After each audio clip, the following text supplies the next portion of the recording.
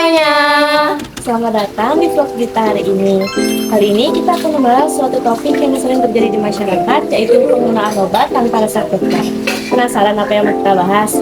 Yuk kita simak selengkapnya. Halo Sobat Kesbam dan pemirsa semua, saat ini kalian sedang menyaksikan liputan mengenai penggunaan obat tanpa resep dokter. Kebiasaan penggunaan obat tanpa resep dokter masih sering terjadi di kalangan masyarakat, karena dianggap cepat dan juga praktis.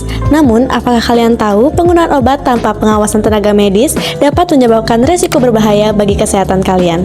Melalui liputan ini, kami akan mengulas mengenai fakta, dampak, serta pandangan tenaga medis mengenai kebiasaan tersebut. Kemenkes RI pada tahun 2024 mengatakan sebanyak 22,1% masyarakat Indonesia menggunakan antibiotik oral selama periode 1 tahun. Dari total tersebut, 41%-nya masyarakat Indonesia memperoleh antibiotik tanpa resep dokter.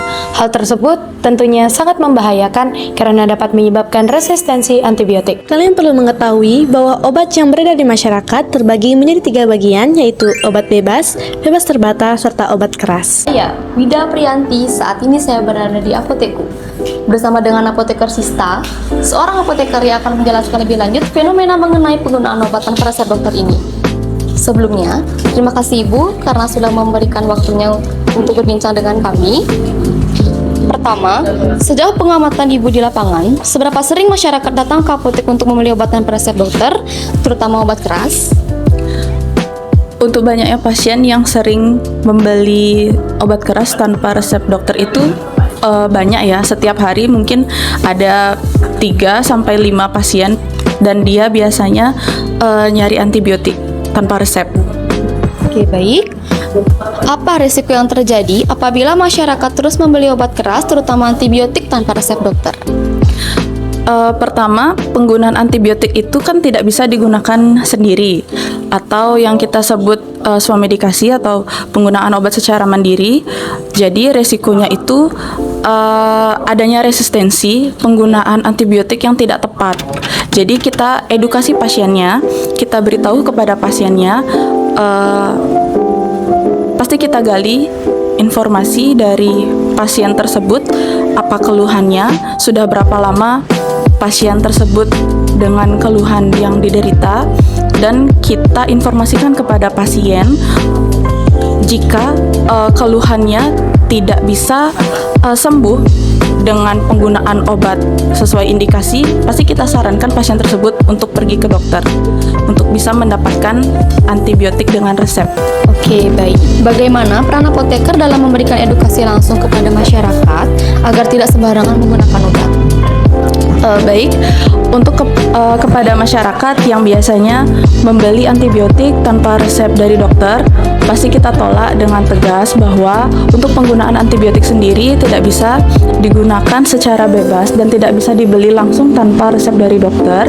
Jadi penggunaan antibiotik sendiri memang harus di bawah pengawasan dari dokter dan harus sesuai resepnya. Jadi tidak bisa digunakan secara bebas karena akan menimbulkan resistensi. Apa pesan yang ingin Anda sampaikan kepada masyarakat agar lebih berhati-hati dalam mengonsumsi obat, terutama ketika seseorang melakukan swamedikasi? Untuk masyarakat bisa lebih banyak lagi membaca, karena di zaman digital seperti sekarang ini sudah banyak ilmu-ilmu yang bisa kita dapatkan melalui media sosial seperti itu. Tidak perlu membaca jurnal ataupun buku-buku, kita bisa hanya menonton video edukasi yang banyak sekali memberitahukan kepada kita bagaimana cara penggunaan obat yang baik, penggunaan obat secara tepat sesuai dengan indikasi atau keluhan yang kita alami. Menurut Ibu, sebagai seorang apoteker, langkah kebijakan apa yang perlu diperkuat pemerintah untuk mengurangi penggunaan obat tanpa resep dokter? Menurut saya mungkin bisa disosialisasikan kepada masyarakat terkait bagaimana bahayanya menggunakan obat tanpa pengawasan atau tanpa resep dokter, terutama untuk antibiotik itu sendiri. Jadi dari pemerintah maupun dinas kesehatan bisa turun langsung ke lapangan untuk mengedukasi masyarakat-masyarakat terkait penggunaan obat-obat keras maupun antibiotik.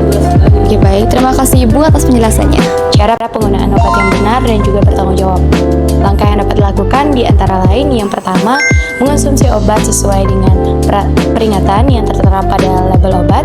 Yang kedua, tidak mengonsumsi dan juga menyimpan obat milik orang lain dikarenakan tiap obat memiliki dosis dan juga indikasi yang berbeda bagi tiap individu.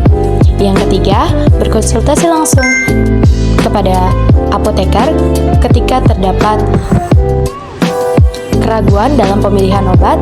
Yang keempat, menghindari untuk membeli obat pada platform digital yang tidak memiliki izin edar. Saya Bunga Lestari. Saya Vivi Alicia. Saya Pratnya Dewi. Saya Wida Priyanti. Melaporkan untuk Anda. Sampai jumpa di liputan berikutnya.